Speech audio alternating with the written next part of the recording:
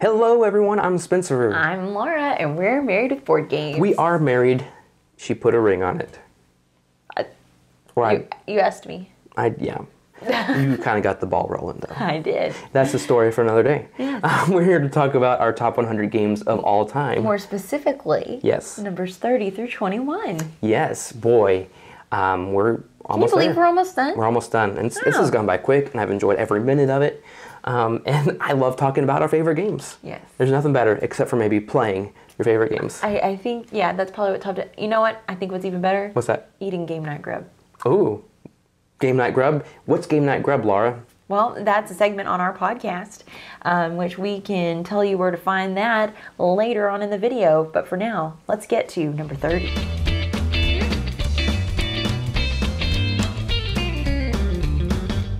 Number 30 on our list is Dragon and Flagon from Stronghold Games.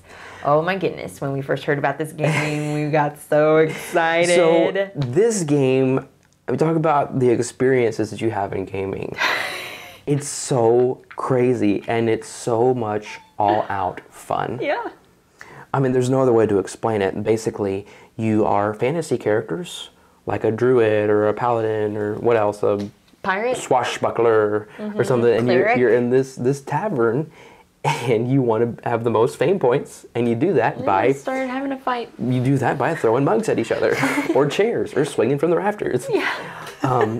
So this is a programmed action, programmed movement game.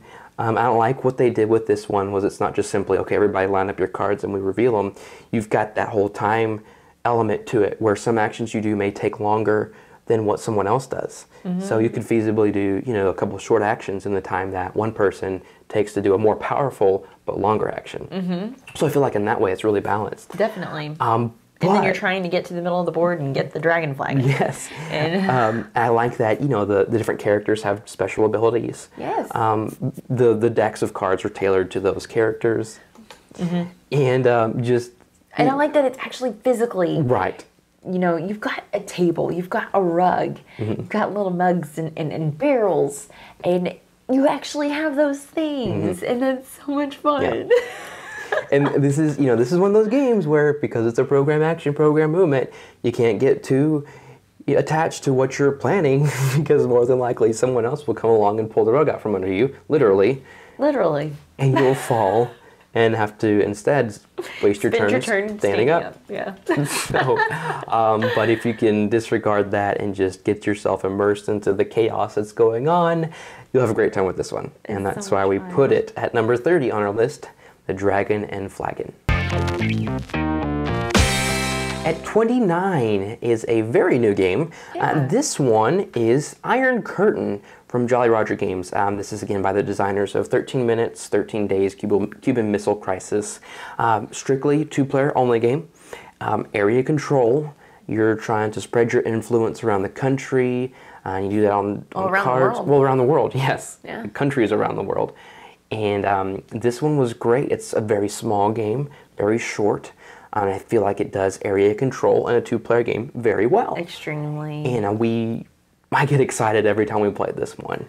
And there's not much to it. You're putting down cubes to spread your influence. You've got some special abilities. You got to be careful about when you play down cards, because your opponent may be able to do a special ability whenever it's not really good for you for that to happen. Oh, yeah. So there's some timing things you got to look out for. Exactly. But for a great small, portable, short, two-player area control game, we really recommend Iron Curtain. 28 on our list goes to Kanagawa from Yellow Games. We love Bruno Catala. I mean, he does such great work. One of our favorites, for sure. Yes, and actually a pair of our friends introduced this game to us, and I just fell in love with it. I was like, I really want this. The components are so great with this, and the artwork is so beautiful, and I just love that you've got to choose right then and there. What are you going to go for? Yeah. What season or what kind of achievements you're going to go for those diplomas, as far as animals or buildings or people, and then when it comes to your tile selection, you've got to figure out if you're going to put it in your painting, if you can. Right. or if you're going to put it in your studio. What surprised me about this one is it took me a while to get it, and it wasn't like ever present. I don't know if it's just the way that it was taught, which, you know, no criticism of the way it was taught, but it took me a while to understand that it's a set collection game. You know, you're trying to collect sets of the elements on the different painting panels.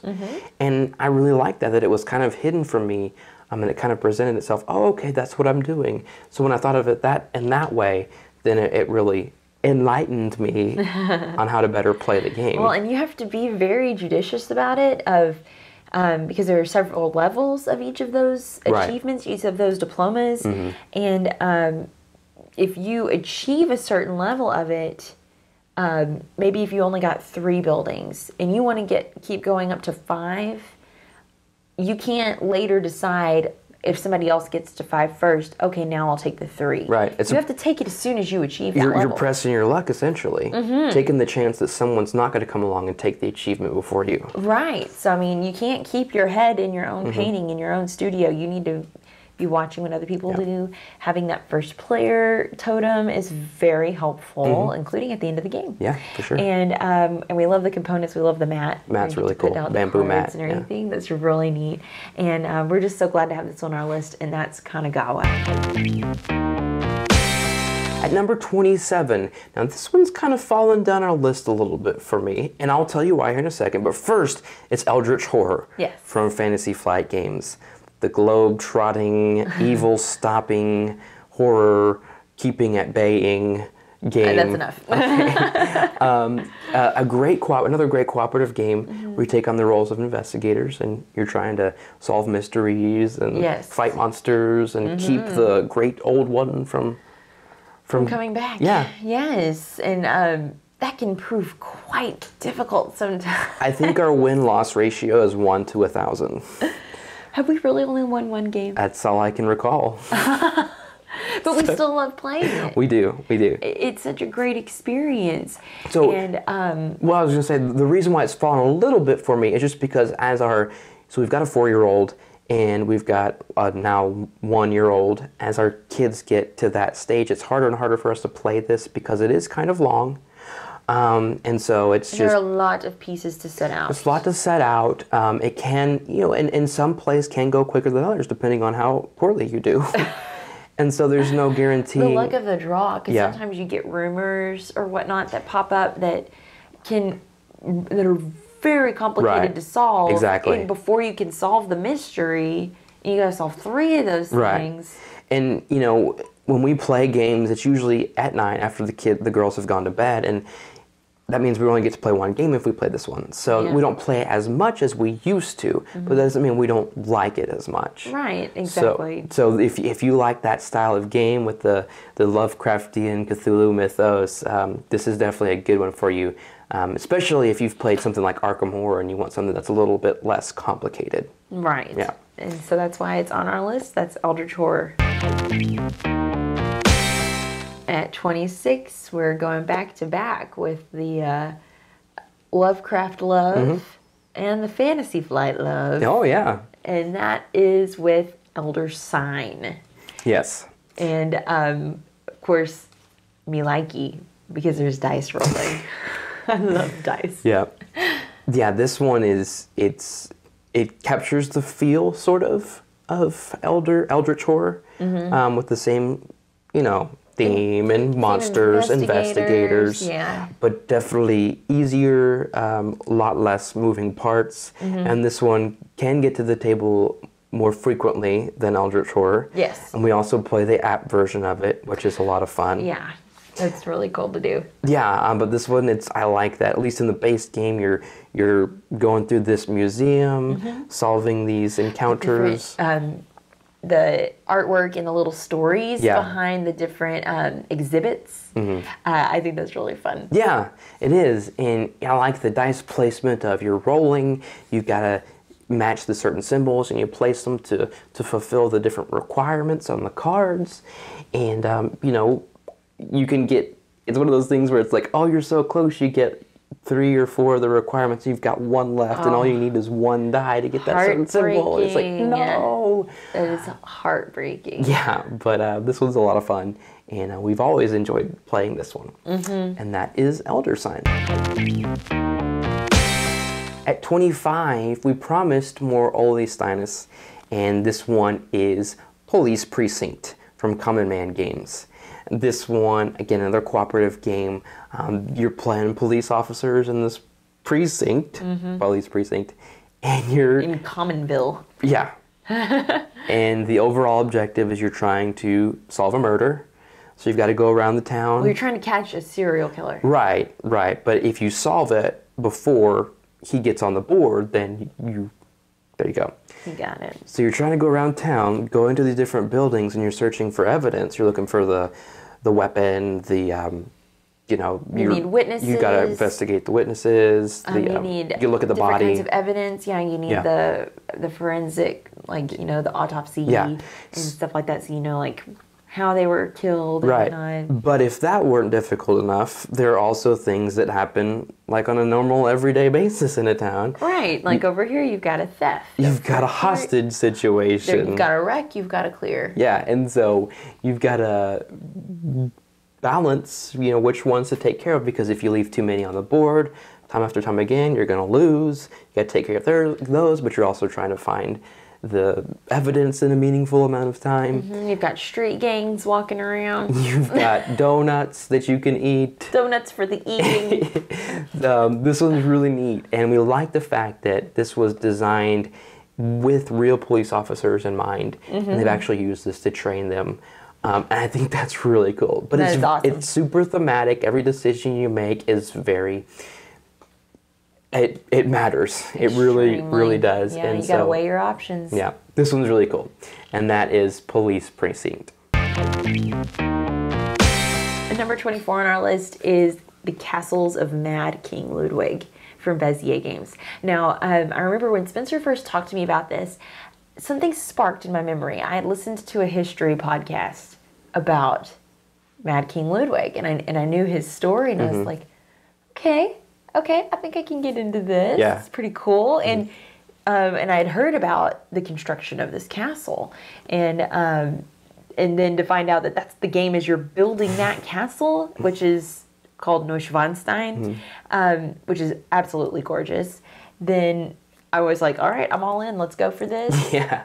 And it's proven to be a great. It's pretty much a staple in our collection. Well, what's really cool is the rooms that you have at your disposal to build into your castle are real rooms that he had in his castles, including the grotto. Yeah. That's what everybody talks about, because it was pretty innovative for the time period. Right. Yeah. To have made that underground grotto, and he had a seashell boat that could, and all this stuff. So it was pretty cool. What's really cool about this is I think it does that auction system really well, where you've got the one player, the master builder, setting the prices for the entire round. I think that's the hardest thing to do. Yeah. Is because I'm thinking about myself, and I know there are other players who are really good at sabotaging others from getting the room that they want. I'm not good at that. I am not intuitive in this game to predict what kind of rooms other people are going for, and so I simply try to go, well, this is the room that I want, and maybe somebody else wants it, so I'll go a little bit more than it should be. Well, it's a neat experience to go through, is those decisions, and I really like that. Yeah. And this never stopped you from winning, though. That's for sure. So, but it's really neat. It's thematic as far as the adjacency points when you're putting certain rooms together. Like you can't put loud rooms difficult. Next to Especially sleeping if you have rooms. a specific, objective for those rooms, and you need them next to each other. Yeah. But then they say you're going to get a penalty for putting them next to each other. Yeah. So, Castles of Mad King Ludwig is a great one. We really like it. At number 23 is Raptor, a great two-player asymmetrical game. We love it. One player is playing the scientist, one player is playing the mama raptor with her babies. Yeah. She's trying to control her babies to escape, and the scientists are trying to capture them to study them. Not kill them, to study them. We always have to explain that to people that we loan this game to, please don't think of them as just super, super cold-hearted, although they they kind of are. Yeah. But it makes me feel evil when I'm playing the scientist. Yeah, not me. But at the same time, I also like playing as the scientist. Yeah. Well, that's what we like to do when we play this game. Like it's pretty quick. So we play one way and then we swap and then roles. We swap them, yeah. And it's really neat to be able to do that. What I like how neat is being able to switch up the board. Yeah, that's cool too. And it's very nice to be able to do that because it could be very easy for this game to go stale. Being a 2-player game. Yeah. And so that helps change things up, and I really appreciate that. Well, then I like that the cards are tailored to the specific roles. That's really neat. And then, you've got to make that decision of the right card to play. As far as, I could be using this to get action points, or I could be using this for the special ability. Some really good decisions to be made there. So this is a really neat, a perfect one for couples, I think. Not too much conflict, things to make each other mad. Just an all-around fun time. It's just kind of a like that. Shake my finger at you. And that's Raptor. Number 22 on our list is Lords of Waterdeep, another game that I feel like is becoming a staple, or kind of a classic that most gamers say. I mean, they're going to point to as maybe that was their gateway game, or that's the game they will always keep in their collection forever and ever. And it is. I can see why. I didn't understand what all the hype was at first when we played it, but the more and more we played it, I went, okay, I see what it is with your worker placement. Yeah, it's very solid all around. And especially once you add the expansion, it gives you just a lot more options to, as far as when you're making your decisions on where to place your workers and that kind of thing. Well, and also building tiles. You get more building tiles, you get more quests, and you get another faction in there as far as the Lord identity. Well, then of course you have the corruption too. You've got to manage. Yes. So that's a difficult thing as well. But this is a great one to introduce people to the worker placement mechanism. This was your first worker placement game, and I like the idea of, yes, essentially you're using cubes, but if you think about it as you're assembling a team to go take care of these quests, it's really cool. Going around Waterdeep and trying to find the best people to put a party together. I know. I think really I'm the one weirdo that doesn't refer to them as their colors. Yeah. You refer to them as their... I actually say that I need rogues or I need warriors. So, and also on that note, it's a great one to bring RPG people over to the tabletop. Right. It is a Dungeons and Dragons game. Yeah. And I think they'll even recognize some of the different characters like lords and the factions and whatnot that are there in Waterdeep. Yeah. And Skullport is a lot of fun, and we really enjoyed that. And that's Lords of Waterdeep. At number 21, last one for this segment, is Wasteland Express Delivery Service from Pandasaurus Games. This is, first of all, a wonderful production, the component quality on this, and then the inserts, those custom trays, fantastic. Don't get me started. Amazing. Okay, I won't. But I really like this is another one of those open world style pick up and deliver games where you've got your quest. You can go anywhere you want to on this board with restrictions, of course, but going around and delivering the weapons and the water and that kind of thing to fulfill your quest. Right. And then you get into upgrade your truck with the different upgrades, the weapons and storage and whatnot. And trying to also avoid or engage the whatever the bandits. There's something like that. The big trucks that are on the board. I forget the term off the top of my head. But a great production, fun time all around. I like to think of this one as kind of like Borderlands, the board game. I totally agree. Just the whole style, the post-apocalyptic. Yeah, you're not vault hunting, but I mean, But you've got your different quests that you can go on. You're a courier service, basically. I really like the way the action board works with you can kind of chain certain actions if you keep going, or you like, especially when you're moving, if you keep doing the move action, you go faster and faster, but if you break off, you have to slow down. And it's really thematic too. And so one we really enjoy playing for fun, memorable experiences, and that's Wasteland Express Delivery Service. Well, Lara, we have 20 games left to talk about. Do you believe it? I do. Okay. We've talked about a lot of games. We've talked about a lot of games. And, you know, my memory's not awesome, but I feel like I've done a pretty good job of remembering games we haven't played in a while. I know. I'm pretty proud of me? impressed. I'm proud of me. So anyway, what we were talking about at the top of the segment was things like Game Night Grub and our podcast. There are also other things that we've got. So like social media accounts. Well, going back to the podcast, one of my favorite things, and I don't know if everybody likes it as much as I do, and that's our board game trailers, where we take board games and envision them as movies, but not in the themes that you would expect. So like Betrayal at House on the Hill as like a rom-com dramedy style movie. Yeah. Or Hungry Hungry Hippos as a Michael Bay action movie. So if you want or are interested to see what that would sound like if that movie was made in a trailer for it, check out our podcast. But also, if you want to hear some Game Night Grub recipes where I give you ideas of different foods you could try if you're hosting a game night, you can find all that on our podcast as well as links to our various social media accounts on our website, marriedwithbg.com. Thanks for watching, and we'll pick back up with number 20.